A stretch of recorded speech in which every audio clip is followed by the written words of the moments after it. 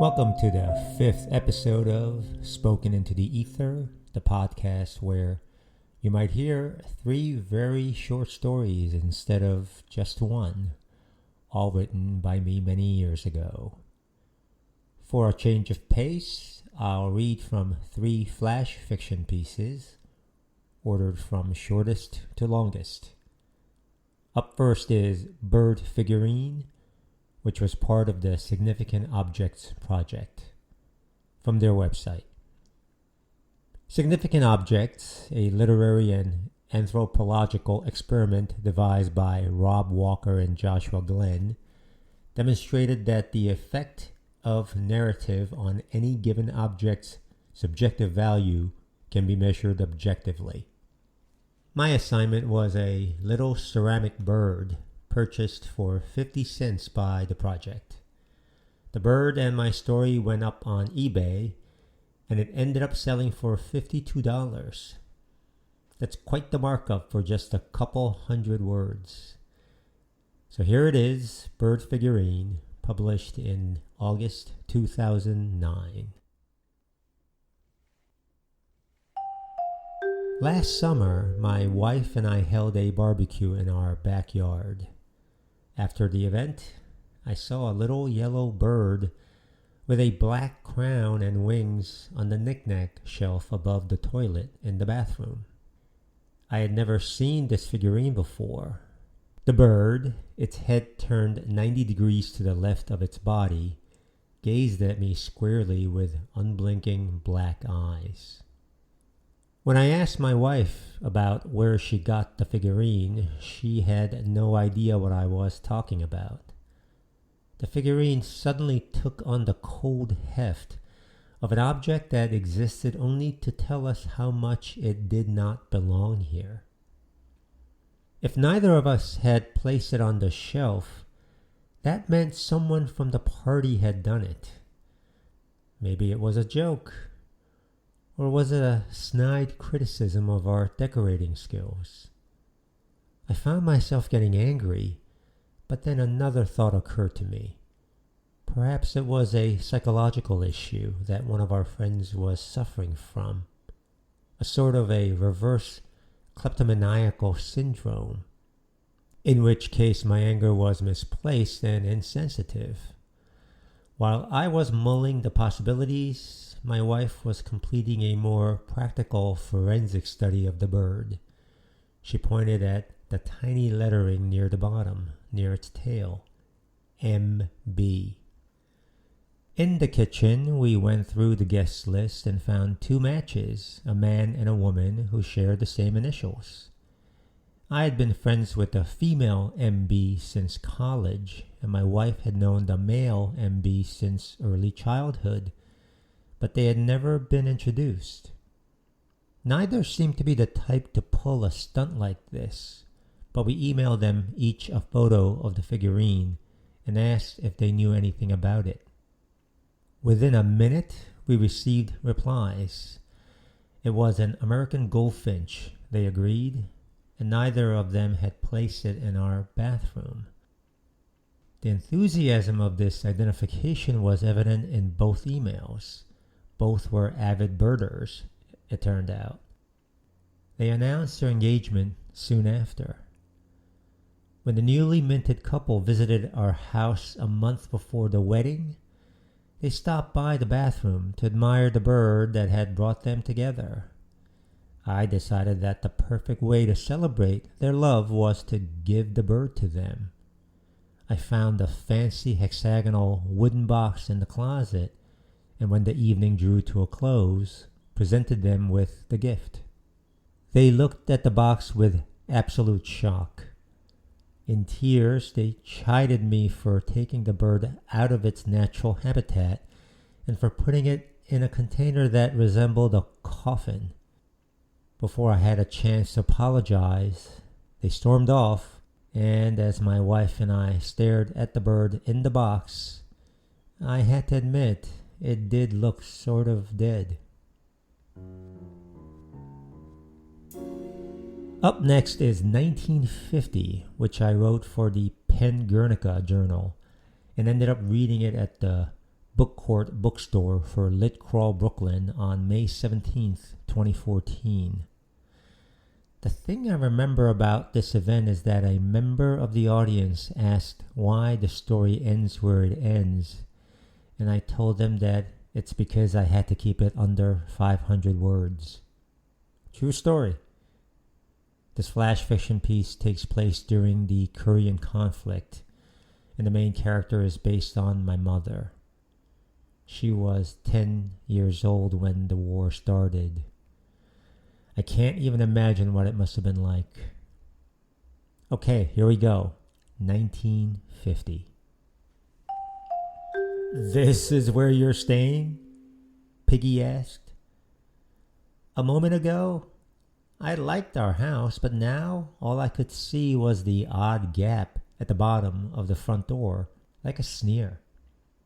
"We have to leave tomorrow anyway, so who cares?" I said.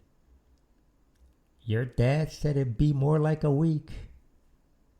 I kicked an oblong stone near my right foot, and it spun away like a helicopter blade.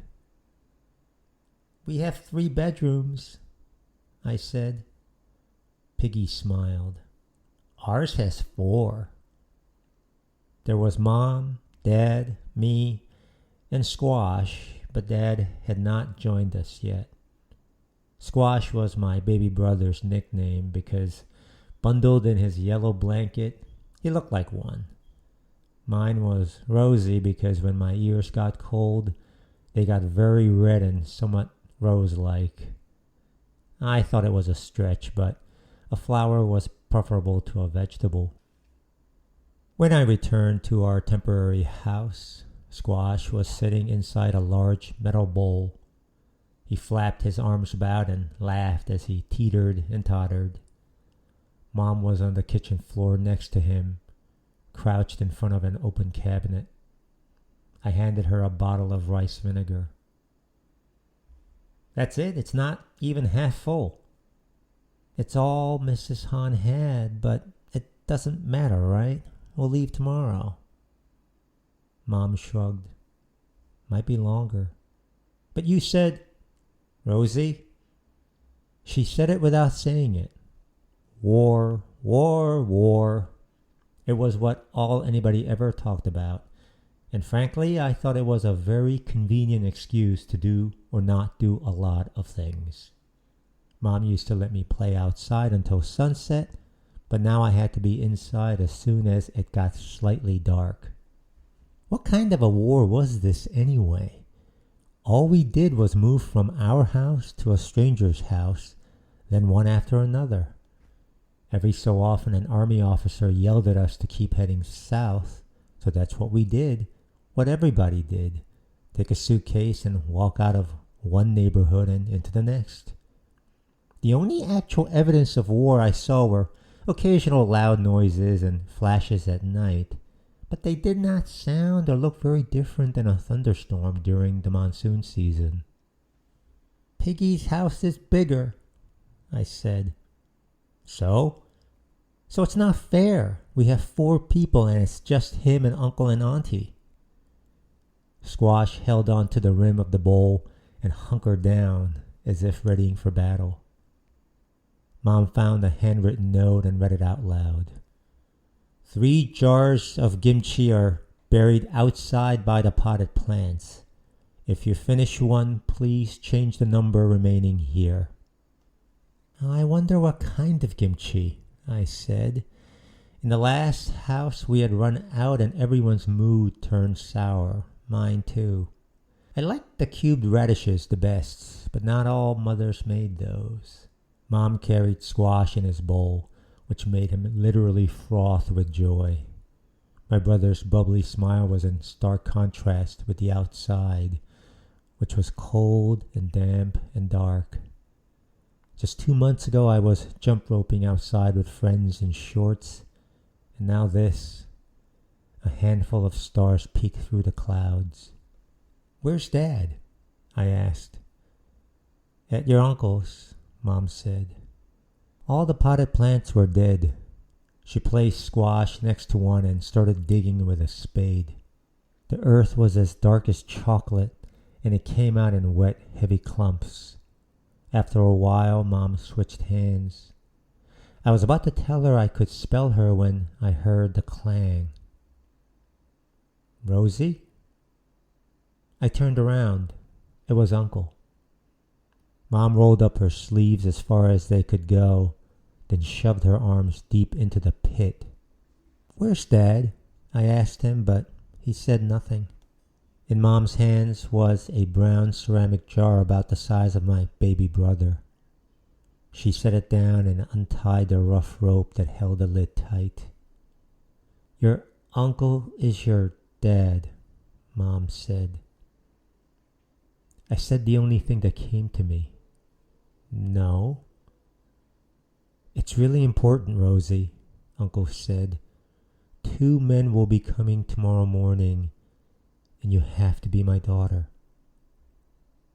"Pretend?" I asked. Mom turned the lid, and the jar hissed. "No," Uncle said. "You have to believe. It's real."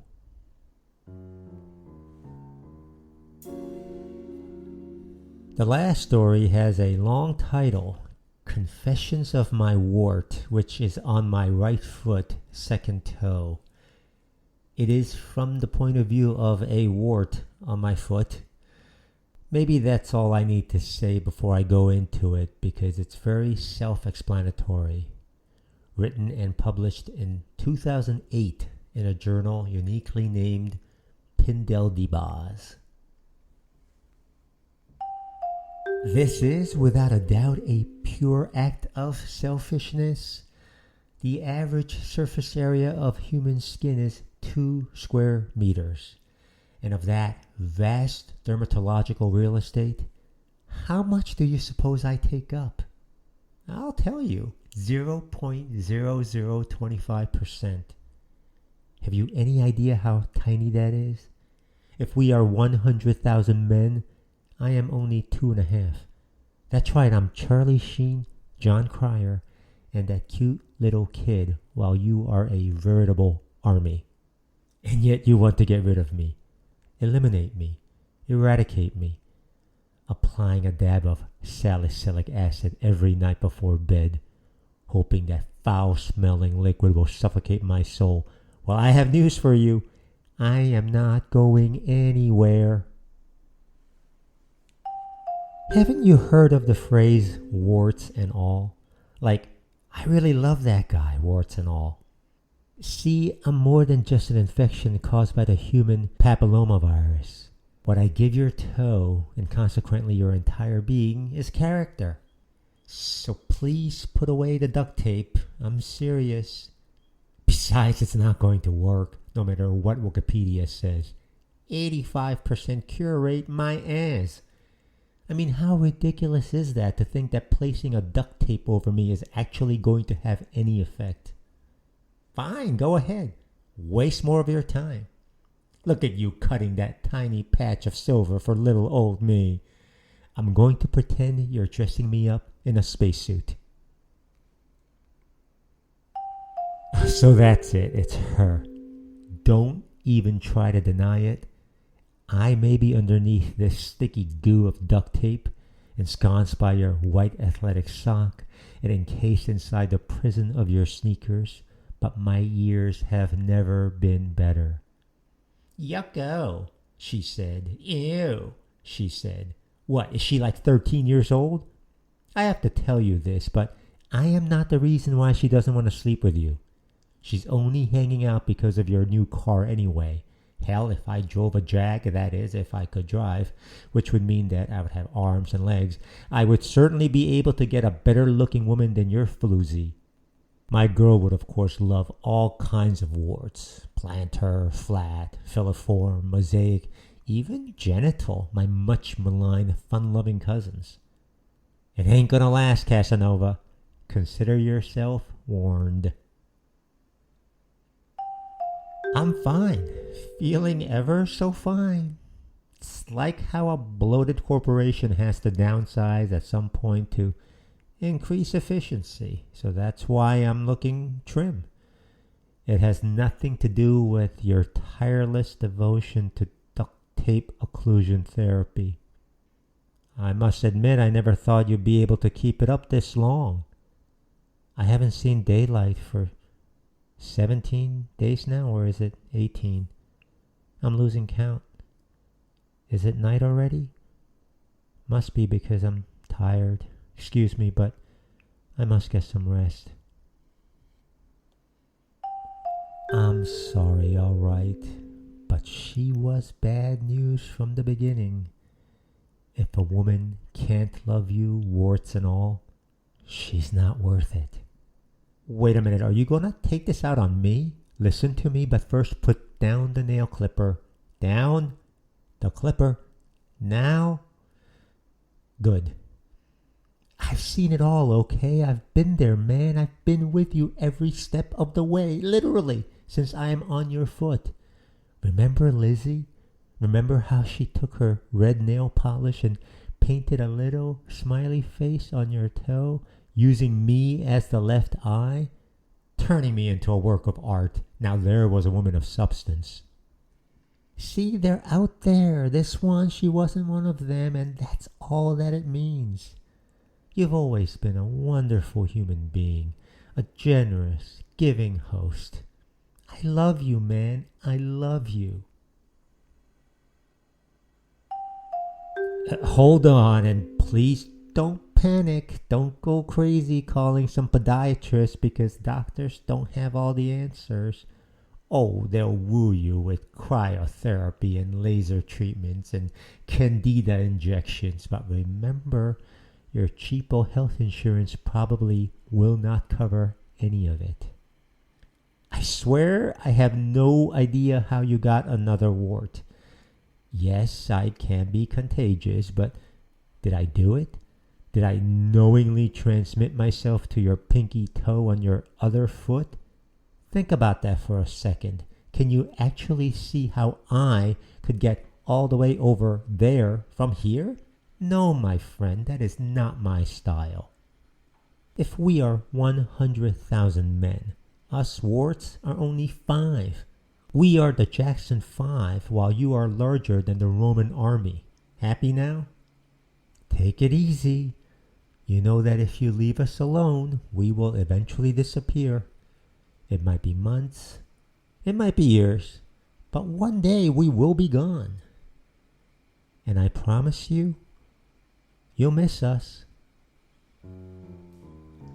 And there we have it, a trio of short stories, most of them fun.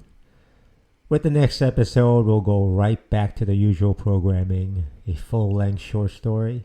It'll be the only one in this series that has never been published in any form, so sort of a world premiere. Let's get very grandiose and call it that, the story. Titled Little Things. As always, thank you for listening, and I will see you next time.